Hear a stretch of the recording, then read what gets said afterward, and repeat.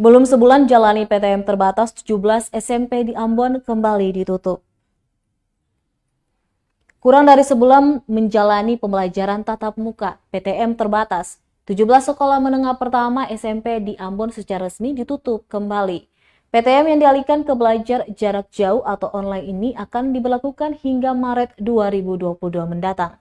Wali Kota Ambon Richard Loenapesi kepada wartawan mengatakan penutupan PTM terbatas ini sebagai langkah menanggulangi COVID-19 yang telah semakin melonjak.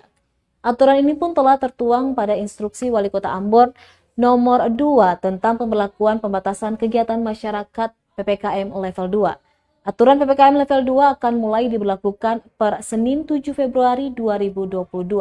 Lanjut Loenapesi, pemerintah telah menutup PTM terbatas di 11 sekolah sebelumnya.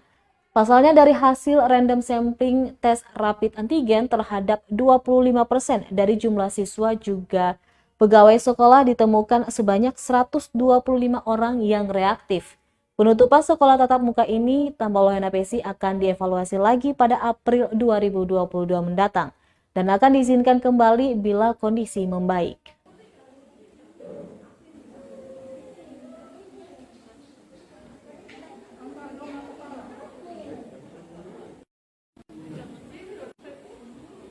Ketentuan dalam SKB 4 Menteri itu, kalau ada sekolah yang terindikasi COVID, itu maka diliburkan untuk 14 hari.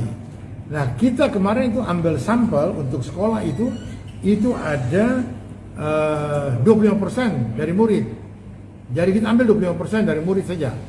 Nah, itu saja sudah dari 2000 sekian, itu ada 125 sekian yang kena, ya, yang reaktif, lalu kemudian PCR positif. Tidak, itu hanya 25% dari sampel yang kita random itu. 75% anak murid enggak.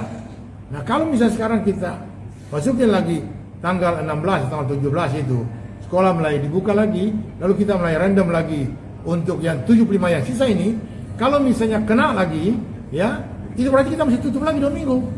Nah, ini yang kita sepakat untuk sekolah itu kita tutup sampai dengan bulan Maret.